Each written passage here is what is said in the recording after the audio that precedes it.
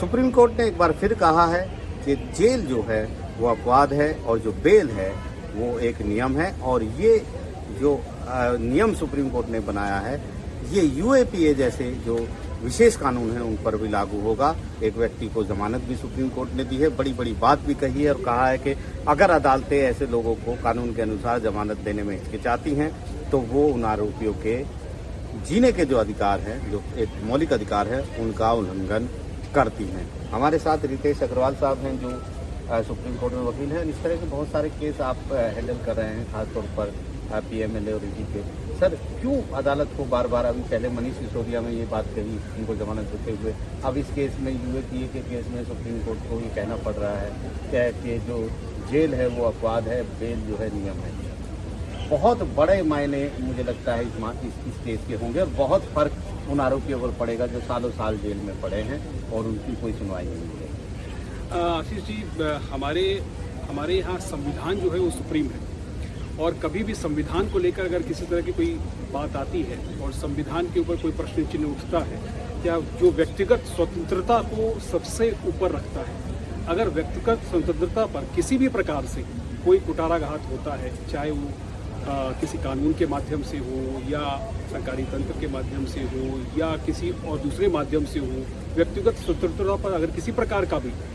रोक लगाए जाने का प्रयास किया जाता है तो सर्वोच्च न्यायालय हमेशा आगे बढ़ गया। ये हमने हमेशा देखा है, और ये एक बड़ा महत्वपूर्ण मुद्दा इसलिए भी है क्योंकि जो विशेष कानून होते हैं, जो स्पेशल स्टेट्यूट होते हैं, उसके अंदर में अगर किसी व्यक्ति को अरेस्ट कर लिया जाता है तो बेल देने के लिए माना जाता रहा है कि नहीं, उन्हें बेल नॉर्मल रूल की तरह नहीं दिया जाएगा। जैसा कि एक जस्टिस कृष्णा अय्यर का एक बहुत महत्वपूर्ण जनमत है कि jail is not the rule, bail is the rule and jail is exception. तो बड़ी बात यह है कि सुप्रीम कोर्ट ने पहले चीफ जस्टिस ने एक बार अपनी स्पीच में कहा कि निचली अदालतें और हाई कोर्ट जमानत देने में हिचकिचाती हैं। उसके बाद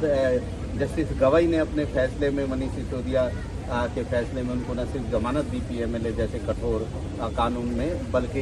ये भी कहा कि निचली अदालतों और हाई कोर्ट को भी इस तरह के मामलों में जमानत देनी चाहिए। और अब एक और फैसला जस्टिस को कहा गया है। तो जी वरिष्ठ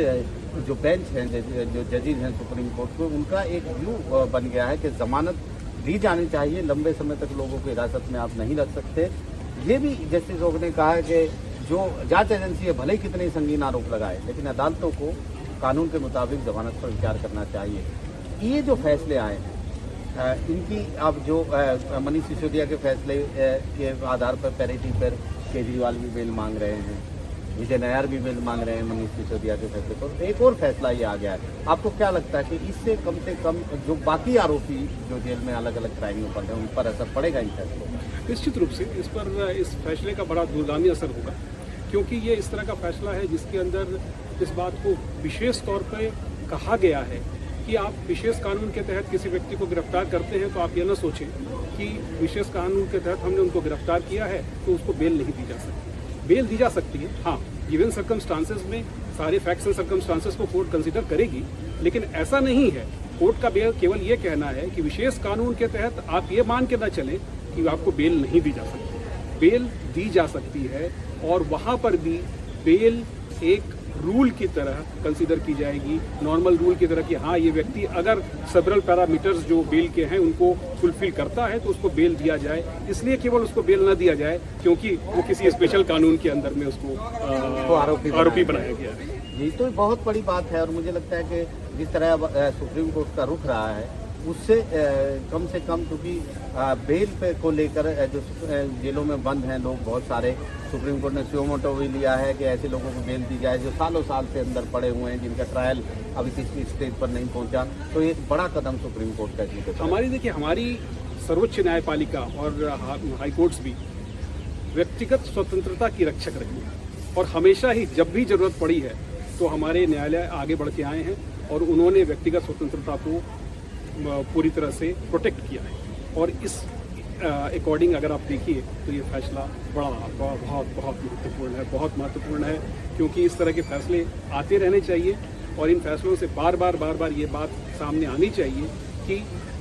जो व्यक्ति, कोई भी व्यक्ति किसी भी कानून के अंदर अगर उसको अरेस्ट किया गया है तो उस व्यक्ति को आप अगर वो बेल के पैरामीटर्स को फुलफिल करता है तो उसको बेल देंगे, उसको अनिश्चित काल तक जेल के अंदर नहीं रखेंगे। तो साफ तौर पर इसका एक और इशारा ये भी है कि जो सुप्रीम कोर्ट ने कहा था कि स्पीडी ट्रायल एक आरोपी का अधिकार है, और अगर आप ट्रायल नहीं चला सकते हैं समय पर, लंबे समय तक मुकदमे को खींचते हैं, तो फिर आरोपी जो है वो जमानत का हकदार हो जाता है, भले ही उसके ऊपर कितने भी संगीन आरोप क्यों ना हो। नई दिल्ली से आशीष भार्गव, NDTV।